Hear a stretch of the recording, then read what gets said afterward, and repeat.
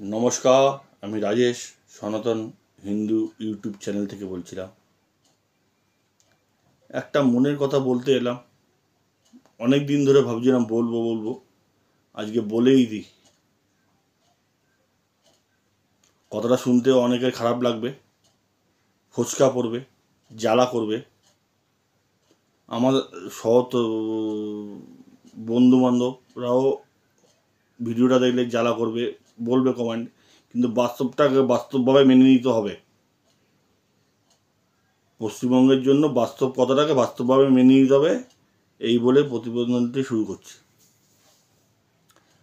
প্রথম কথা, বিজেপি পশ্চিমবঙ্গে শাসন করবে, পশ্চিমবঙ্গে আসবে, এই আশাটা সবাই দেখে।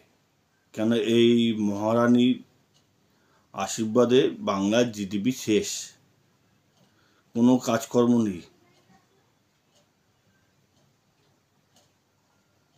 দালালি করলে টাকা, না দালালি করলে টাকা নেই। সাধারণ মানুষের না বিশ্বাস উঠে যাচ্ছে। আর চুরি করে এক জায়গা দিয়ে সব ফাঁক করে দিচ্ছে। এক একজন পায়খানা চুরি করে বেঁচে দিচ্ছে, রেশনের চাল চুরি করে বেঁচে দিচ্ছে, হাসপাতালে ইউজ করে ইঞ্জেকশনের সিরিঞ্জটা বিক্রি করে দিচ্ছে, গরু বিক্রি করছে, কয়লা পাচার করছে, বালি পাচার করছে, কিছু বাদ নেই। কলকারখানা নেই তো খাবে কি করে? এটাও তো বাস্তব মানি, ওদেরও তো খেতে হবে না, ওরা খাবে কি করে? তা বলে তো সবাই এটা করতে পারে না, সবার তো বিবেক আছে। যাদের বিবেক নেই তারা করে, যাদের বিবেক নেই তারা করে। এবার মেন কথাটা বলতে আসি। বিজেপি, আমাদের নরেন্দ্র মোদী প্রধানমন্ত্রী আশা করে পশ্চিমবঙ্গে ক্ষমতায় আসবে। কি করে ক্ষমতায় আসবে বলুন তো দাদা? বিজেপির সংগঠন কি সেইভাবে দাঁড় করানো আছে? মানুষ তো চাইছে ভোট দিতে, মানুষ দুহাত ভরে ভোট দিচ্ছে, সেই ভোটটা তো ধরে রাখার ক্ষমতা বিজেপির কোনো নেতার মধ্যে দেখছি না। একজন মাত্র ব্যক্তি, সলতের প্রদীপ হিসাবে একজন মাত্র ব্যক্তিকে দেখছি ঘুরে বেড়াচ্ছে। বাকি এমপি এমএলএরা ফেসবুকে আছে, মাঠে নেই। একজন মাঠে আছে, ফেসবুকে নেই। তার নাম হলো শুভেন্দু অধিকারী মহাশয়। তিনি যেই দল থেকে আসুক, আমার কোনো দেখে লাভ নেই। উনি সনাতন ধর্মকে আপন করে নিয়েছে, রাষ্ট্র নির্মাণের পক্ষে বিজেপিকে আপন করে নিয়ে বিজেপির হয়ে বিজেপির সমস্ত নিচুতলার থেকে কর্মী কোনো বিপদে পড়লে তার কাছে দৌড়ে যাচ্ছে। কোনো অসহায় লোক যদি তার কাছে বলছে, তার কাছে ছুটে পাচ্ছে।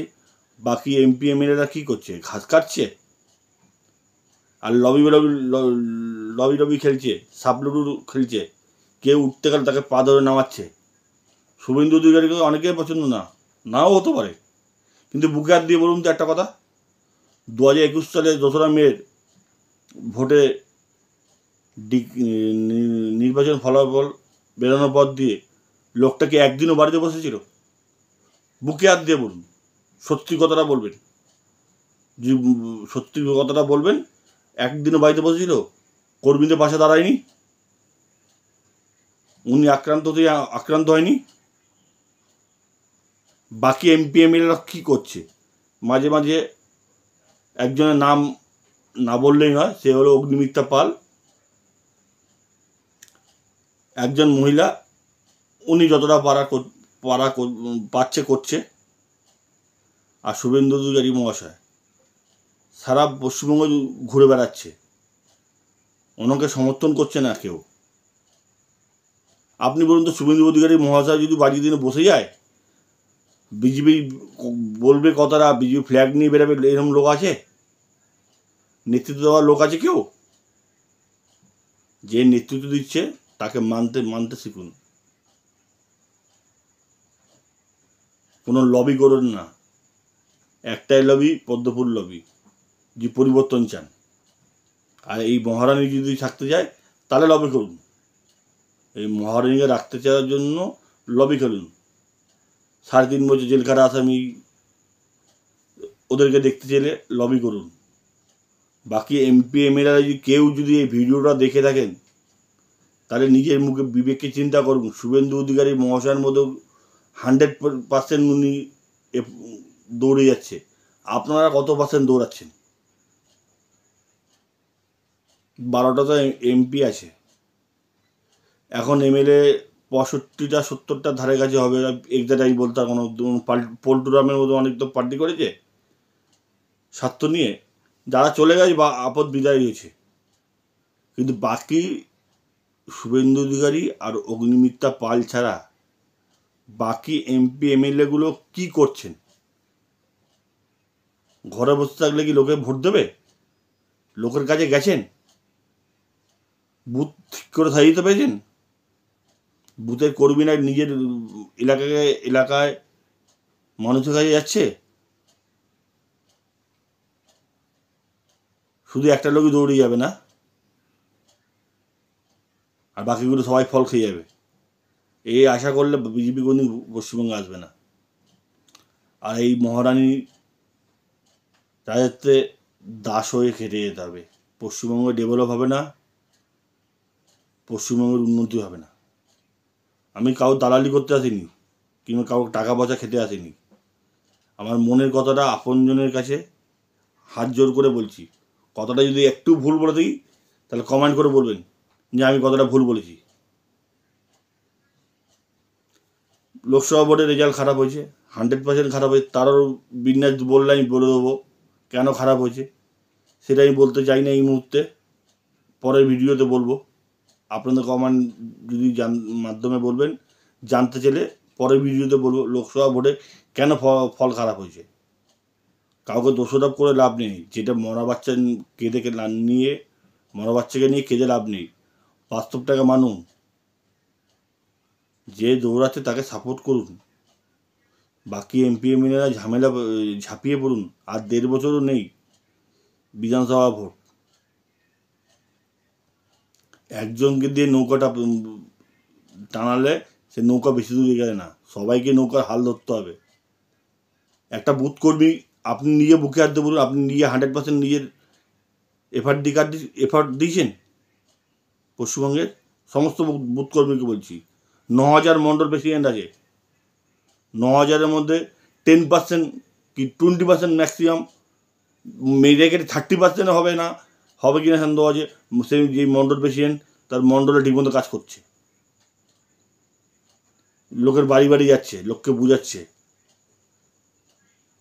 কেন বিজেপিকে ভোট দেবে লোককে তো বুঝাতে হবে।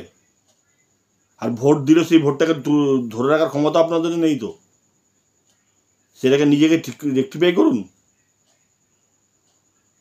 মোদি এসে করে দেবে, মোদি এসে করে দিলে রাখতে পারবেন কি আপনার ক্ষমতাটা? মারামারি কাটাকাটি করবেন তো, কোনো রাজনীতি হবে। এই মহারানী আমলে জানা হয়েছে তার চেয়ে 3 গুণ খুনোখুনিভাবে আপনারা এই মোদি যদি ক্ষমতা তুলে দেয় হাতে। এইভাবে আসে না সংগঠন, এইভাবে ক্ষমতা আসা যায় না। ঐক্যবদ্ধ হন, এখনও বলছি, এখনও 1.5 বছর টাইম আছে। ঐক্যবদ্ধ হন, মানুষের পাশে যান, পাশে গিয়ে দাঁড়ান, বুথ ঠিক করুন, সংগঠন ঠিক করুন, সবাই মিলে একত্রিতভাবে ঝাঁপান। শুধু শুভেন্দু অধিকারীকে দোষারোপ করছেন, উনি খুব ভালো করছে, খারাপ করছে, যাই করছে, কিছু করছে তো, মাঠে তো তার রয়েছে তো। আর কজন আছে বলুন, আপনি বিবেকে হাত দিয়ে বলুন কজন আছে? আমি রাজ্য সম্পাদক এখন যিনি বর্তমান আছে সুকান্ত মজুমদার কতটা করে? উনি শুভেন্দু অধিকারী বিধানসভার মধ্যেও করে, বিধানসভার বাইরেও করছে। ওই লোকটাকে যত দোষ করে দিয়ে যাচ্ছেন, ওই লোকটা যদি চুপ করে বসে যায় আজ একদিনে ঘরে, কালকে কে করবে? একটা লোক বলুন, অগ্নিমিত্রা পাল একটা সাধারণ ঘরের গৃহবধূ, উনি যতটা পাচ্ছে করছে ওনার তরফ থেকে। বাকি এমপি এমএলএ কি নাকে তেল দিয়ে ঘুমিয়ে আছে, না জেগে স্বপ্ন দেখছে? কথাটা শুনতে খুব খারাপ লাগলো। এইভাবে পরিবর্তন হবে না। মমতা ব্যানার্জি কিন্তু অনেক মার ধর অনেক প্রতিকূলতার মধ্যে দিয়ে কাটিয়ে উঠিয়ে ক্ষমতায় এসছে। তার জন্যই 34 বছরের লাল পাথরকে সরাতে পেরেছে। এই প্রধানমন্ত্রী মোদির কাছে কোনো ব্যাপার না, এটা 1 মিনিটের মধ্যে তক্তা পাল্ট করে দিতে পারে, কিন্তু তক্তা পাল্টি করলে সেটা রাখার ক্ষমতা এখনও পশ্চিমবঙ্গ প্রদেশ বিজেপির কারোর ক্ষমতা হয়নি, কর্মী নেই। যারা আছে তার দুদিকে পা দিয়ে বসে আছে ম্যাক্সিমামটা। আর যারা অরিজিনাল বিজেপিকে আপন করেছে তারাও চুপচাপ লবি খেলছে। এইবার লবি খেললে হবে না। লবি খেলা বন্ধ করুন, টাকার লোভ ছাড়ুন, কেন্দ্র দিকে টাকা পাঠাবে ওসব টাকা পয়সা ছাড়ুন, লোভ ছাড়ুন, নিঃস্বার্থভাবে কাজ করুন, ঠিক ফলাফল দেবে। মানুষ পাশে আছে। 39% ভোট পেয়েছেন, আর 4-5% খেলা। এখনও 1.5 বছর আছে। সব মিলে যদি একত্রিতভাবে ঝাঁপান, মানুষের কাছে যান, তাহলে কিন্তু রেজাল্ট ভালোই হবে। একটা পাটকাঠিকে ভাঙতে সোজা, 10টা পাটকাঠিকে ভাঙা যায় না। যখন সবাই একভাবে একত্রিত হয়ে মানুষের গায়ে যাবেন, মানুষকে বোঝাবেন, নিজের বুথকে শক্ত করবেন, মানুষকে পরিষেবা দেবেন, তাহলে ক্ষমতা আসবেন। এটা অবধারিত, স্ট্যাম্প পেপারে লিখে দিয়ে যেতে পারি।